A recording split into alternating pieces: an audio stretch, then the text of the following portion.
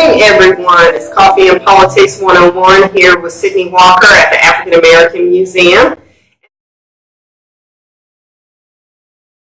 I have former City Council member, the Honorable Erik with a K Wilson here to discuss, transportation and housing and how all of those two really mesh into how we get economic development. So good morning and thank you for coming on. Good morning, good morning. First of all, thank you for having me here. Yes. It's a pleasure to be here. Again, my name is Erik with a K Wilson, former Deputy Mayor Pro Tem, representing District 8.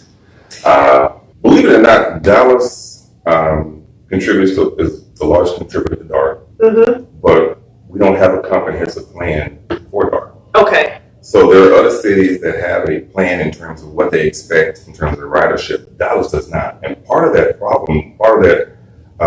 leads to the problem of having a spoke system like what you're talking about. Right.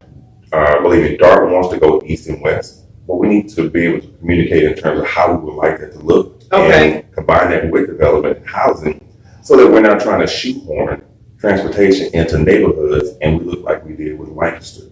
Or we're trying to build out a subdivision or an area and then there's no DART line because DART doesn't comes twice a day, morning and at the evening. So that's interesting that you bring that up because I think for a lot of people we're very car driven here.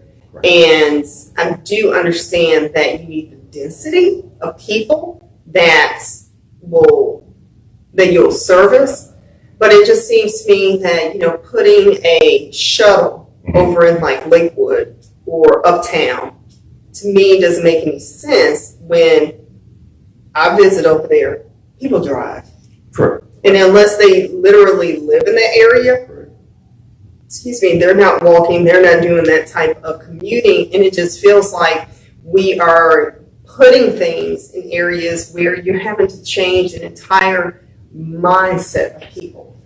And that was the reason for doing the comprehensive study because we need to identify areas not only from the public standpoint but from employers. How do you want your employees to reach you, and how necessary is it for them to be able to reach you within an hour, 30 minutes? Yes. Travel time, as well as our education. Yes. How our students, because DART was my bus. That was my school bus. That's how I got to school, as well as a lot of students in the ISD. So how do we incorporate all of that in? When I walk out of my house, should we have an area where that you don't need a car? If you choose not to, or if you do want to ride public transportation, how easy is it to get from north to south, east and west, without having to go downtown? So that's part of the study, and I'm so excited. The new department that's currently being created by our city manager, T.C. Broadnax, and which I'm so excited that we have him because he listened to me. And that department, mobility and transportation and infrastructure, is going to do exactly that. They're going to partner with our business community, with the community, and asking them what their needs are and putting together a comprehensive plan that works for everyone. And we don't necessarily need to have a density or a dense area or how. Give me, for example. Yes, please. Hello, my name is Erik with a K Wilson, and I'm running for Dallas City Council District 8. I proudly served you as your councilman in 2015. I want to continue the great things we started together.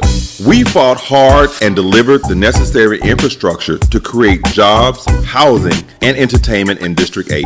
We did it together by creating the access roads off of I-20, both east and westbound, into Redbird Mall. We did it together by creating water and sewer options in the new Wheatland Road project. We did it together by the new signal lights at the Great Trinity Forest Way and Pemberton Hill Road. We did it together in Kleberg with the soon-to-be water park. I am a strong leader that listens to your concerns and acts decisively. I don't tell you why something can't be done. I work with you to find a solution. I don't talk at you. I will work with you. I am about solutions over speeches. This political ad is paid for by the Erik Wilson campaign. Lionel Churchill, Treasurer.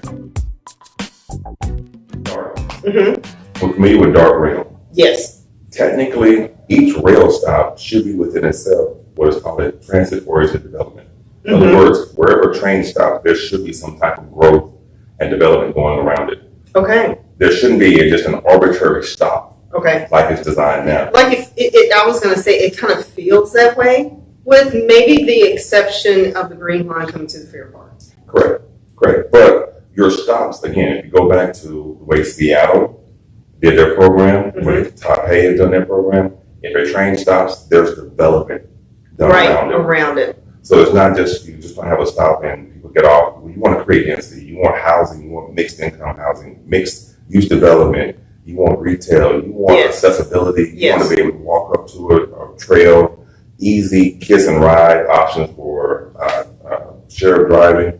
So you want those options. Right. So it's funny that you mentioned Seattle, because we do have an audience member here that lived in Seattle, and he moved here, and he commuted bus and bike. And when he came here, he was floored that he wasn't able to do the same thing. And so funny, because I've had Patrick Kennedy on the show, and Granchia was talking about Monty's plan for Fair Park, and he calls himself, Mr. Walkable, and having a walkable community. And so I did a little bit of that. Okay. 4:30 in the morning, I'm awake to catch a bus from my neighborhood to go downtown and catch a train to get to Irving, to catch a bus. And Granchia bus stop in Irving was literally at the front door of my job. 4:30 in the morning. Yes. I even had my phone stolen. In dark, let me hush. Anyway. That reminds me of the trip I took with Miss Brown. You remember Miss Brown? Same thing. 4:30 in the morning from Highland Hills to get to a job in Las Colinas. Yes. So we're there early in the morning. There's nobody there. Nobody there. And to have to start off with a bus, then go to a train, then go back to a bus to be able to get there by 8 o'clock. Yes. And that was a long trip. Yes. Not much longer than it was by car, but still, if I wanted to, say, get off of being car dependent, that was a challenge. Correct. And I think that when we talk about housing and how we structure that, it has to be incorporated in terms of transportation. Yes. What areas can we develop? One of the blessings that we have in Southern Dallas is that we pretty much have a lot of developable land. So the idea is that instead of just dropping subdivisions or housing options into an area and not thinking what it means in terms of transportation, how those individuals want to get back and forth, that this department, mobility, is going to take that into consideration so that as developments and as businesses come into the city, the transportation option is there. Okay. And how we develop the roads, are they accessible for public transportation? How do we get people in and out of the community? What are the trail systems like if they want to do trails? Or are we in like a node type of development? Whether we node, in other words, where we create opportunities in a specific area and we connect them either by road, or we can connect them by trails, or we can connect them by rail. So